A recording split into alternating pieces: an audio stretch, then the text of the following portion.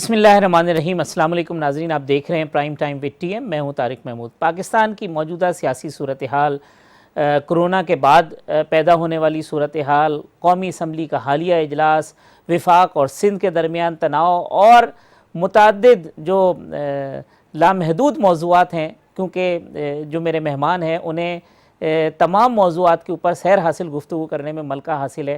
وفاقی وزیر برائے سائنس اینڈ ٹیکنالوجی محترم جناب فواد چودھری صاحب۔ فواد چودھری صاحب، بہت شکریہ وقت دینے کا۔ قومی اسمبلی کا اجلاس آج ہوا، آپ نہیں جا رہے بلکہ آپ نے تو یہ بھی کہا کہ یہ تو ایک طرف سے ایک تقریر کرتا ہے، دوسری طرف سے دوسری تقریر کرتا ہے، تو یہ قومی assembly just like a debating club ہے، کوئی چیز حاصل نہیں ہو رہی اس سے؟ دیکھیے طارق بھائی، بات یہ ہے کہ دو تین پرابلمز ہیں اس سیشن کے ساتھ۔ پہلی بات تو یہ ہے کہ اسمبلی کا اجلاس تو ضرور ہونا چاہیے، کیونکہ جو پارلیمنٹری لیڈرشپ ہے اس کا امپورٹنٹ ہے کہ وہ اس کا ٹیک ہو ڈیسیژن میکنگ میں۔ دوسرا اس میں پرابلم یہ ہے کہ آپ یہ پارٹیسپیشن کس طرح سے انشور کرا سکتے ہیں۔ کیا جو موجودہ سچویشن ہے اس میں ہمیں 500-600 لوگوں کو جو پورے پاکستان سے اکٹھے آئے ہوں گے ان کو ایک چھت کے نیچے اس طرح سے اکٹھا کرنا چاہیے؟ آنسر از نو۔ آپ انہیں ایک خطرے سے دو چار کر رہے ہیں؟ آنسر از یس۔ آپ کے پاس آلٹرنیٹ ہے؟ آنسر از یس۔ اور آلٹرنیٹو یہ تھا کہ جس طرح باقی پوری دنیا کر رہی ہے ہم بھی ویسے کریں کہ ورچوئل سیشن ہونا چاہیے، تمام ممبران جو ہیں ان کو وقت الوکیٹ ہو، وہ اپنے وقت کے مطابق اپنی سجیشنز دیں اور اس کے بعد وہ ایک پالیسی بنے اور وہ یہاں پہ آئے۔ دوسری امپورٹنٹ بات یہ ہے کہ دیکھیے صرف سیاسی تقریریں کرنے کے لیے ڈیبیٹنگ کلب نہیں ہونی چاہیے اسمبلی۔ اسمبلی کو اگر آپ نے سوورن بنانا ہے تو اس کا مطلب یہ ہے وہاں سبسٹینٹیو ڈسکشن ہونی چاہیے۔ اور سبسٹینٹیو ڈسکشن کیسے ہوگی؟ جب آپ پہلے آپ شروع کریں گے، آپ اس کو کمیٹی بنائیں اور اس کو آپ جو پاکستان کے جو بڑے سائنٹسٹ ہیں، جو بڑے وائرولوجسٹ ہیں، جو کرونا کے اوپر جنہوں نے کام کیا ہوا ہے، 5 تو ہماری یونیورسٹیز ہیں جنہوں نے جینوم جو ہے اس کو سیپریٹ کیا ہے، اس کو اسٹڈی کیا، آپ ان کو بلائیں، ان سے ایک پورے جو ہمارے پولیٹیکل لیڈرشپ ہے اس کو ایک پوری بریفنگ دلوائیں کہ یہ کیا معاملہ ہے، کیسے شروع ہوا ہے، کیوں اتنا زیادہ تیزی سے پھیل رہا ہے، اور آگے اس کی ویکسین آنے میں کتنا ٹائم ہے، اس کے لیے پریکاشنز کا کیا ہے، سو دیٹ اس کے بعد آپ ایک ہیلدی اور سبسٹینٹیو ڈیبیٹ کر سکیں۔ یا ایک حلالہ کر کے اٹھتا ہے وہ حکومت پہ چڑھ جاتا ہے، پھر حکومت جواب دیتی ہے، شام کو خبروں میں بس اللہ خیر صلی اللہ بات ختم ہو جاتی ہے۔ تو یہ صرف ہیڈ لائنز کے لیے، پولیٹیکل اسٹیٹمنٹس کے لیے، اپنی اپنی کانسٹیٹوئنسیز کو سیٹسفائی کرنے کے لیے بس صرف اسی حد تک ہے، اور قوم کے یہ کروڑوں روپے اس کے اوپر خرچ ہوتے آئیں اور ایسے ہی خرچ ہوتے رہیں گے؟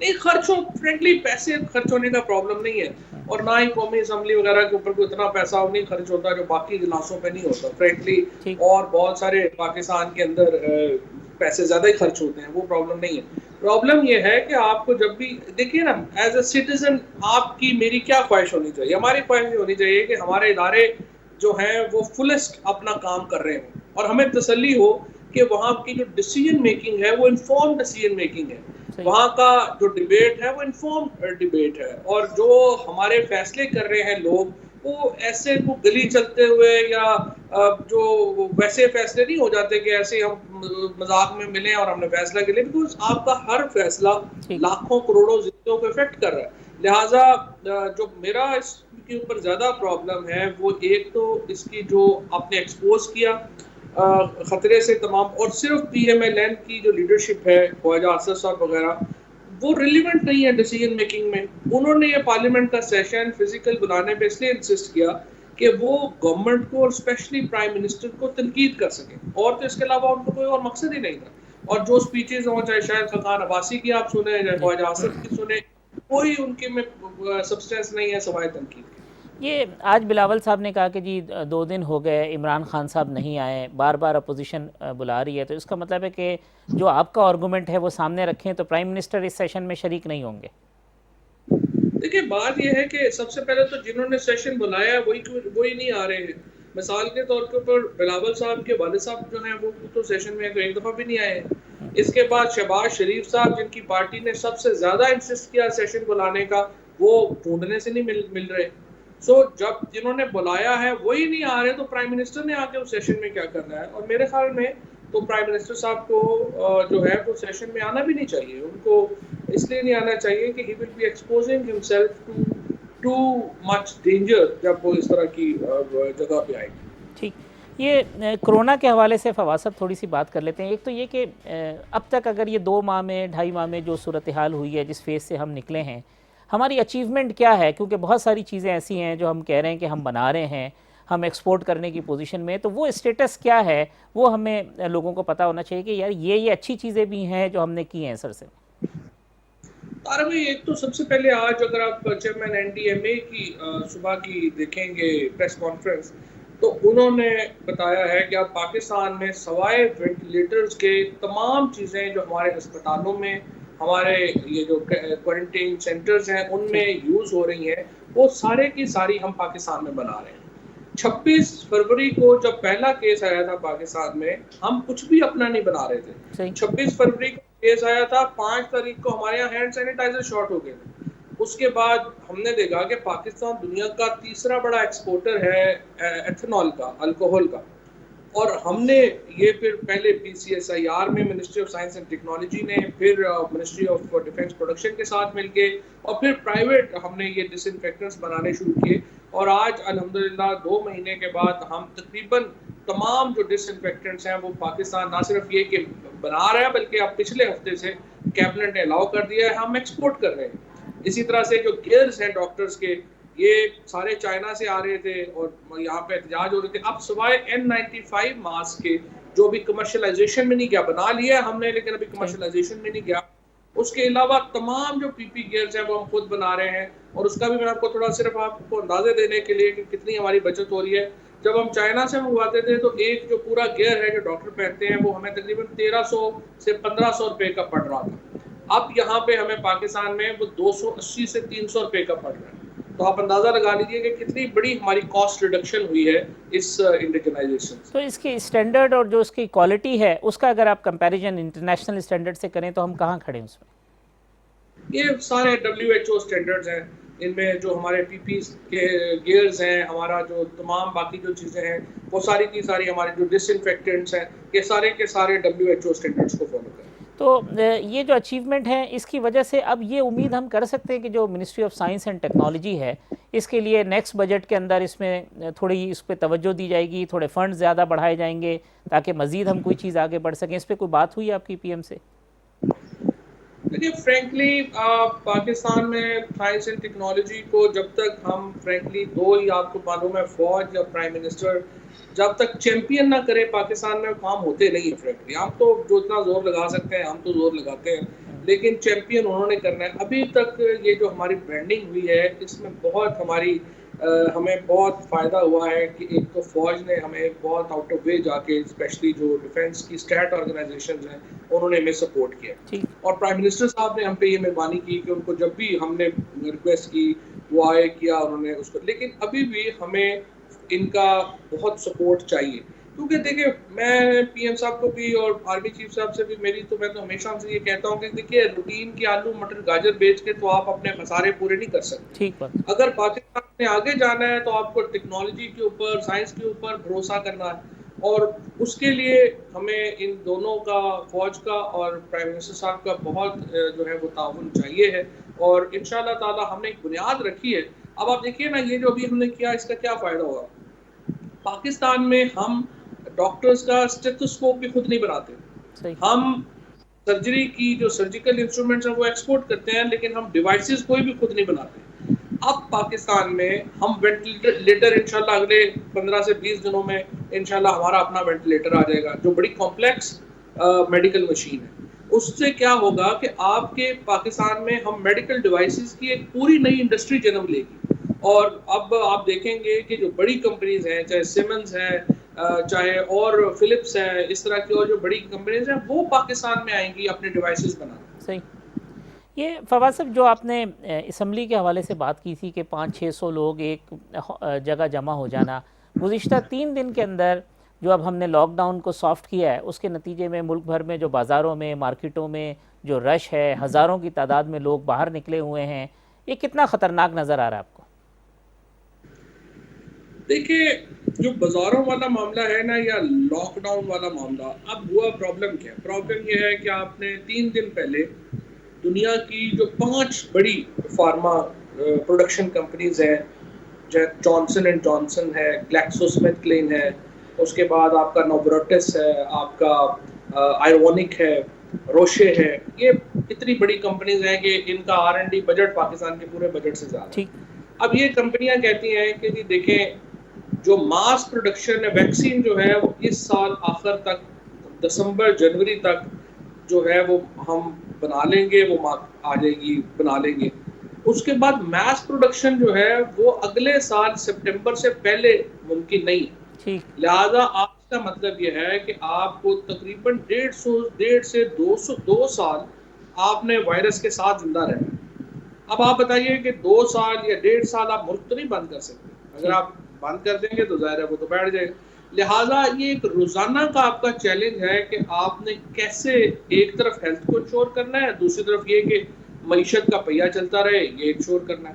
یہ ایک ایوالونگ پروسیس ہے اور ہمیں ایکچولی جو پاکستان جیسے ملکوں کو اور باقی دنیا کو بھی، ہم کو اکیلے نہیں ہیں ایکچولی، تو ہمیں جو اسمارٹ لاک ڈاؤن ہے اس کو پرفیکٹ کرنا ہے کہ ہم اس کو پرفیکٹ کیسے کر سکتے ہیں. اور ابھی جو اگر آپ اسکولوں کا دیکھیں، ایک تو میں یہ سمجھتا ہوں کہ جو ڈیسیژنز ہیں وہ ایکسپرٹس کو ساتھ بٹھا کے ان کی مرضی منشا اور اس کے اوپر ہیلتھ ایکسپرٹس کے ساتھ بیٹھ کے جو ہے وہ کرنے چاہیے. خالی فار ایگزامپل یہ میں دیکھ رہا ہوں کہ ایجوکیشن منسٹرز بیٹھ کے کہہ رہے ہیں کہ فلانے دن اسکول کھول لیں یا نہیں ابھی ہم نے نہیں کھولنے، ابھی بند کرنے. بھی آپ کو نہیں پتا، جو آپ سائنٹسٹ تھوڑی ہیں، آپ کو ہیلتھ کا نہیں پتا.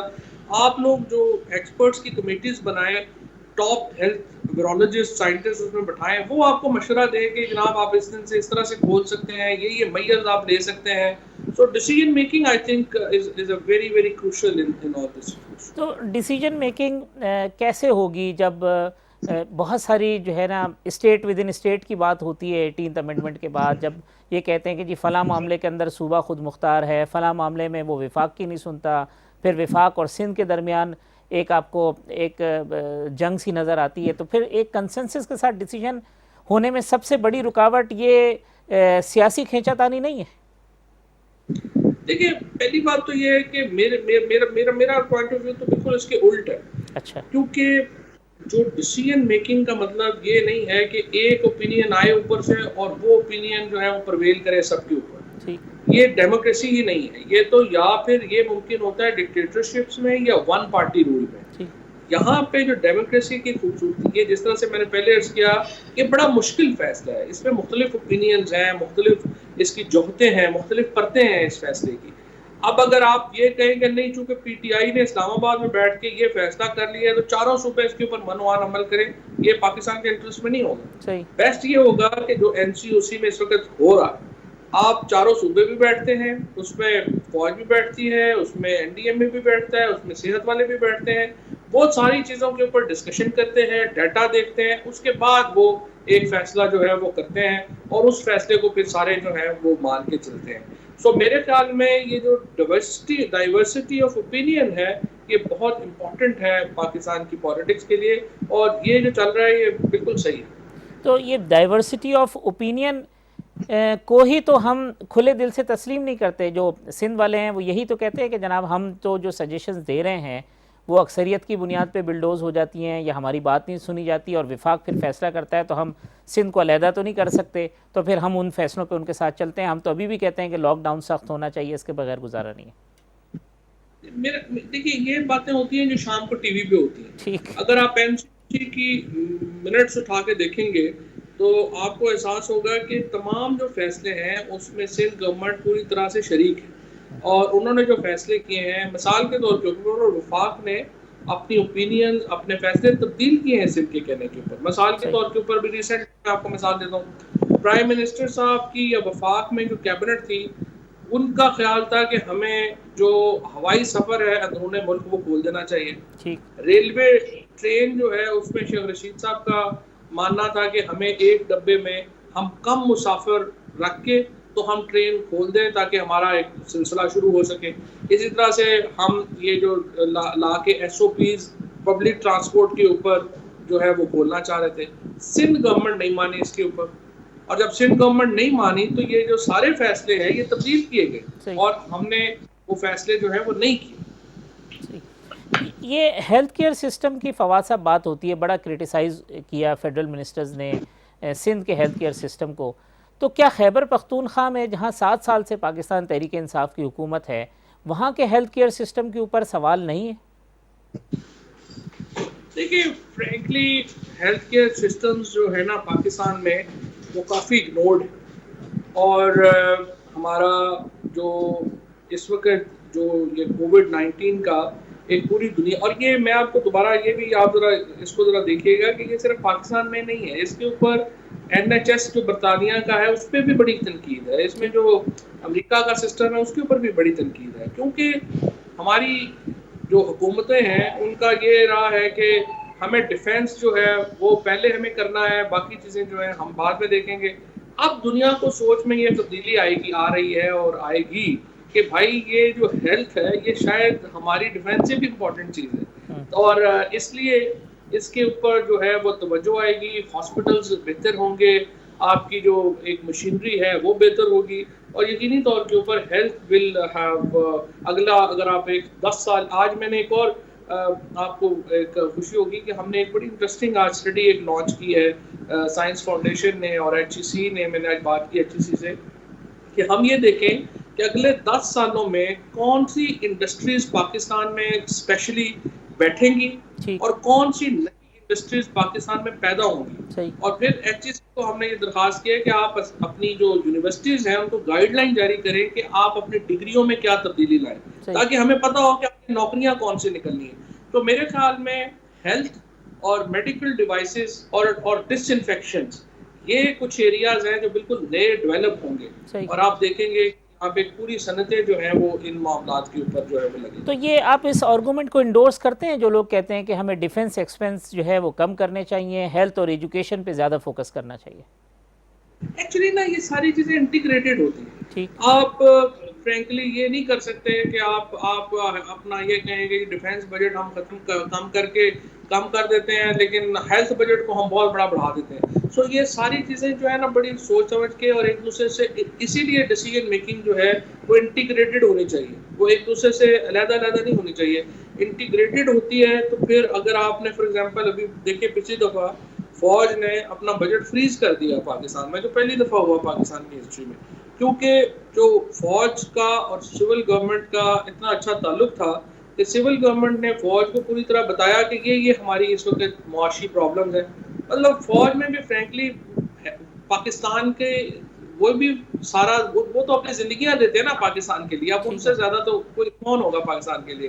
تو ظاہر ہے کہ وہ ان سمجھانے کی بات ہے اپنا پوائنٹ آف ویو، اور the best state function وہاں کرتی ہے جہاں ادارے ایک دوسرے کے ساتھ لڑائی کے ساتھ آگے نہ چلنا چاہیں، ایک دوسرے کی پوائنٹ آف ویو کو سمجھ کے آگے چلنا چاہیں. فواز صاحب میں یہاں ایک وقفہ لے لوں، وقفے کے بعد آتے ہیں تو پھر دیگر امور پر آپ کے ساتھ گفتگو کرتے ہیں.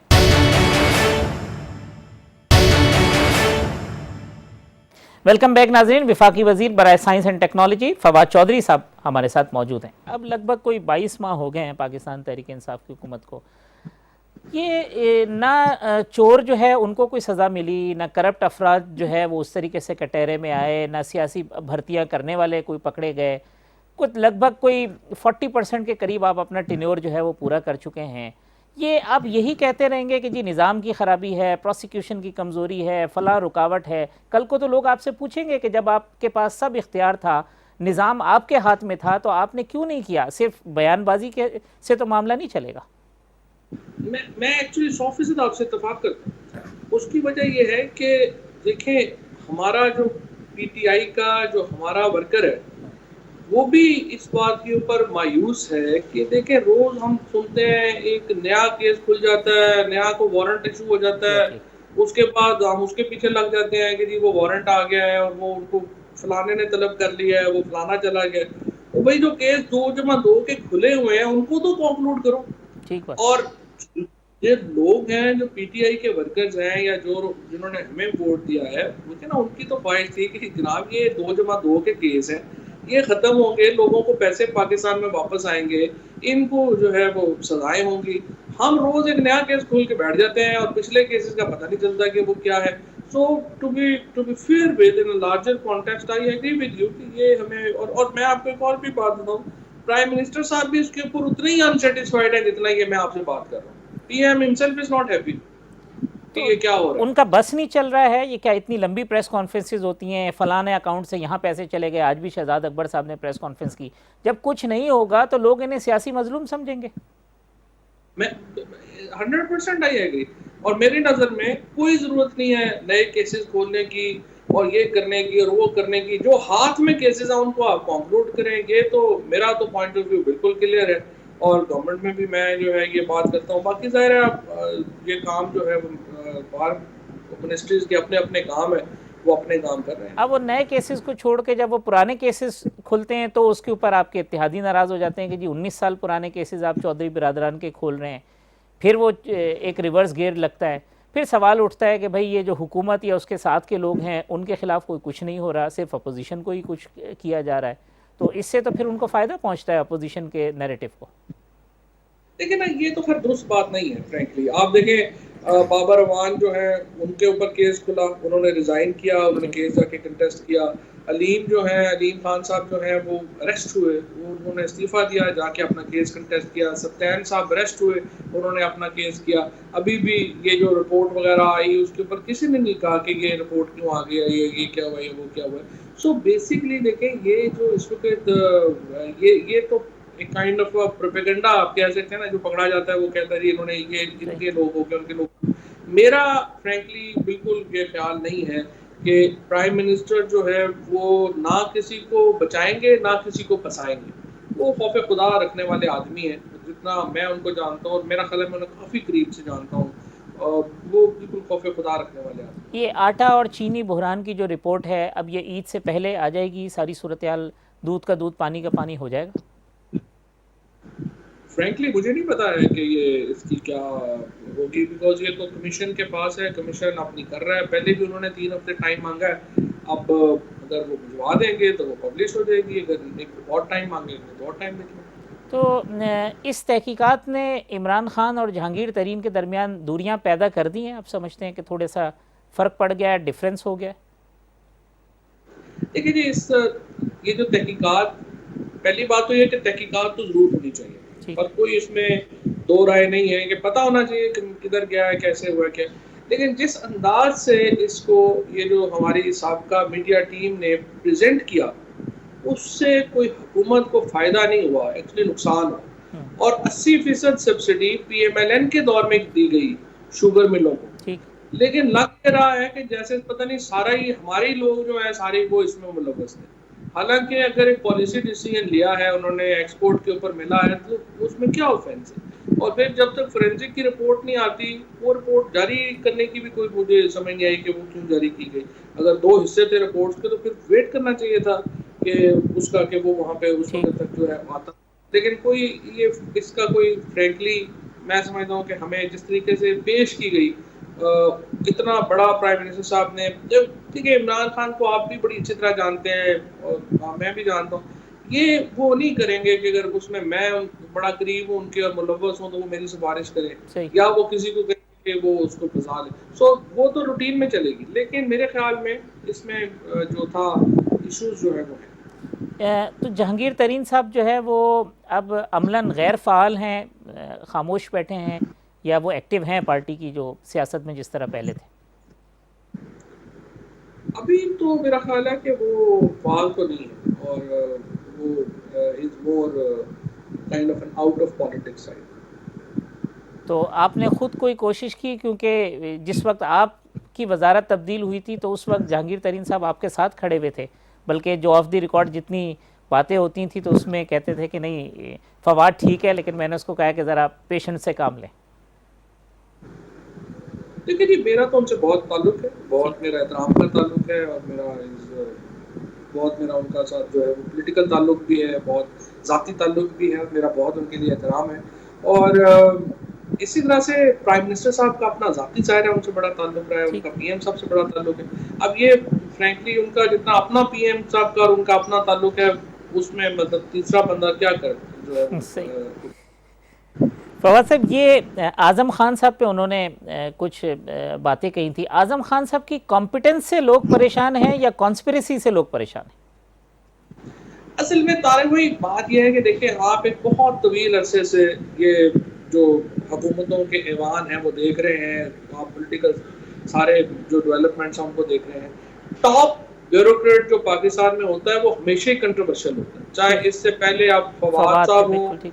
اس سے پہلے نرگس سیٹھی ہوں، اس سے پہلے آپ کے سعید مہدی لاشاری ہوں، صاحب، کوئی بھی ہو جو جو بھی ہو ٹاپ. یہ ایکچولی تو میری اپنی نظر میں، جو اوبویسلی ضروری نہیں ہے کہ کوئی اور ان سے ایگری کرے، میری نظر میں تو جو پرائم منسٹر ہاؤس کو ری اسٹرکچر کرنے کی ضرورت ہے. یہ جو اسٹرکچر ہے نا کہ وہ principal secretary to prime minister ہوتا ہے، وہ سارے معاملات دیکھ رہا ہوتا ہے، ایکچولی تو یہ ہونے ہی نہیں چاہیے. ابھی دیکھیے پرائم منسٹر مودی نے انڈیا میں پورا جو پرائم منسٹر آفس ہے اس کو ری اسٹرکچر کیا ہے اور بڑا شاندار انہوں نے جو ہے وہ اپنا سیٹ اپ بنایا ہے، ڈسپائٹ آل جو ان کی پولیٹیکل. تو ان کے ساتھ ظاہر ہے کہ کوئی پاگل ہی ہوگا جو ان کی پالیسیز کے ساتھ اتفاق ٹھیک. کرے، لیکن جو انہوں نے ایڈمنسٹریٹو اسٹرکچر اپنا کریٹ کیا ہے بڑا شاندار اسٹرکچر کریٹ کیا ہے. اور وہ پرابلم یہ ہو جاتی ہے کہ ایک بیوروکریٹ اتنا طاقتور ہو جاتا ہے کہ پھر باقی سارے اس سے حسد پہ پڑ جاتے ہیں. صحیح. سو اعظم خان صاحب کا بھی کوئی مختلف نہیں ہے، وہی معاملہ ہے جو پچھلے سب کے ساتھ. تو ری اسٹرکچرنگ کی ضرورت ہے، یعنی اس کے ایڈمنسٹریٹو اسٹرکچر کو دوبارہ بنانے کی ضرورت ہے پرائم منسٹر ہاؤس کے. دیکھیں اگر مطلب ظاہر ہے میرے سے تو نہیں پوچھ رہا، لیکن میں کہہ رہا ہوں کہ ویسے اگر میری اوپینین مانی جائے تو پرائم منسٹر آف جو سیکرٹری ہے، ہی شوڈ نو. پہلی بات تو ہے کہ there should not be P S P, principal secretary ہونے نہیں چاہیے. ٹھیک. Prime minister should have 3 secretaries of grade 21، ٹھیک. جو کہ ایک ان کے جو اپنے معاملات ہیں ان کو دیکھے، ایک کیبنٹ کے معاملات کو دیکھے اور ایک امپلیمنٹیشن کو دیکھے. ٹھیک. سو ایک 3 گریڈ 21 آفیسرز کا کوگلومیٹ ہونا چاہیے جو پرائم منسٹر کو رپورٹ کرے. اور جب پرنسپل سیکرٹری کا عہدہ ختم ہونا چاہیے.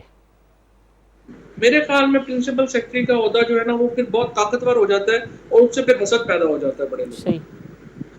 جو آئی پی پیز والی رپورٹ تھی، کیا اس کی کوئی پردہ پوشی کی جا رہی ہے؟ اس کے اوپر بات نہیں کر رہے؟ کچھ لوگ کہتے ہیں کہ جی کہیں سے کوئی پریشر آیا کہ اب اس کو ڈسکس نہ کریں اور معاملات پبلک کیے بغیر حل کر لیے جائیں. دیکھیے فرینکلی جو آئی پی پیز کا معاملہ ہے اس کے اوپر پیش رفت ہو رہی ہے. ٹھیک. اور جو کمپنیز ہیں وہ بھی اس میں جو ہے وہ معاملہ حل کرنے کے لیے تیار ہیں. تو میرا خیال ہے کہ اصل میں تو ہمیں جو ہے وہ آم کھانے سے مطلب ہے، پیڑ گرنے سے تو نہیں.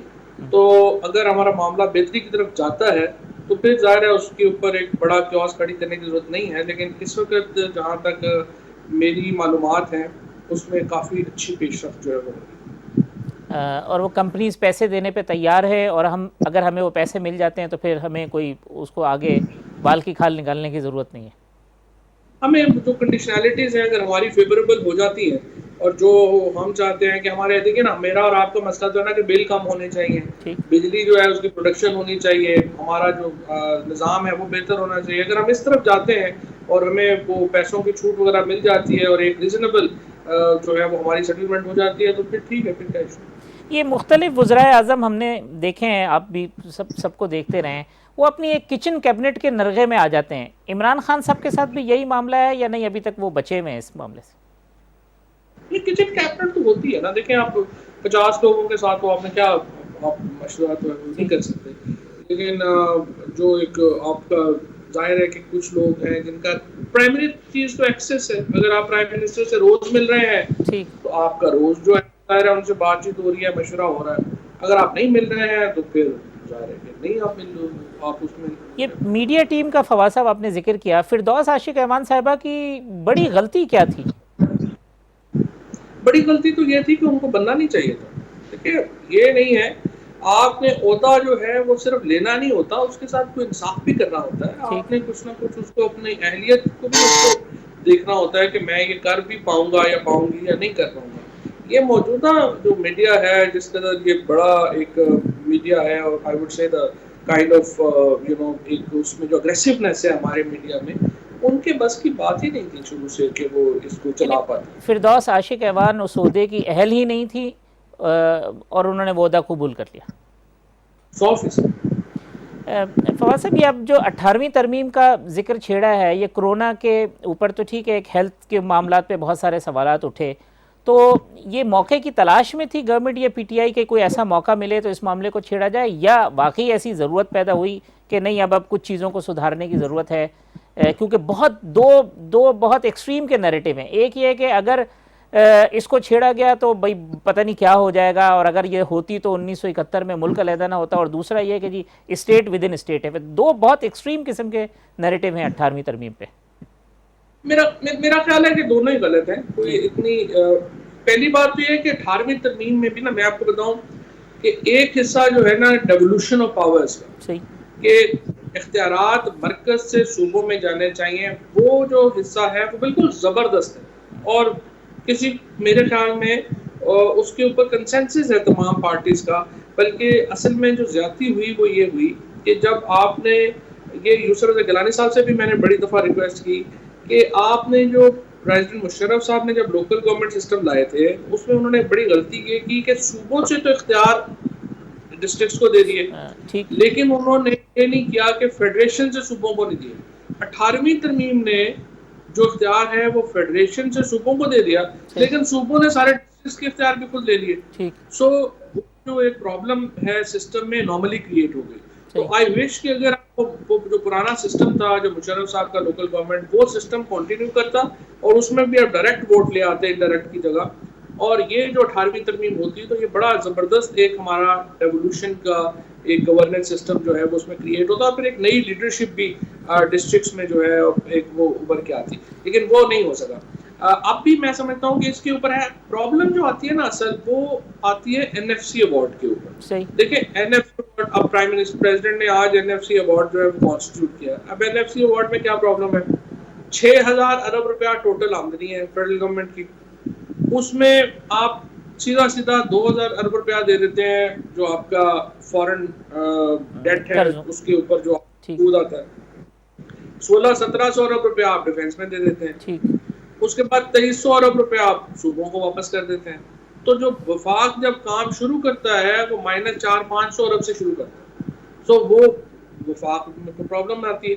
اب یہ ہونا یہ چاہیے کہ دیکھیں ڈیفینس جو ہے نا وہ پورے پاکستان کا ہے، لہٰذا province must share defence expenses. اس طرح جو قرضہ لیا ہے وہ بھی چاروں صوبوں میں لگا ہے، اسی لیے وہ صوبوں سے کو جو ہے وہ اس میں بھی جو ہے وہ اپنا شیئر دینا چاہیے.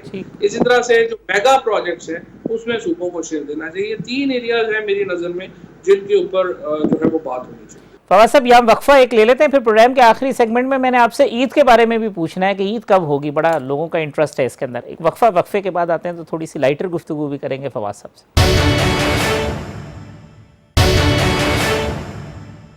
ویلکم بیک ناظرین. فواد چودھری صاحب وفاقی وزیر برائے سائنس اینڈ ٹیکنالوجی ہمارے مہمان ہیں. فواد صاحب، یہ جو ایک طرف احتساب کی بات ہوتی ہے اور کہ جی چھوڑنا نہیں چاہیے، دوسری طرف وہ نیب آرڈیننس میں ترمیم کی بات ہوتی ہے. جو ترامیم ہے وہ ایسا لگتا ہے کہ وہ تو صرف بنائی ان لوگوں کے لیے جا رہے ہیں جو کہیں پھنسنے والے.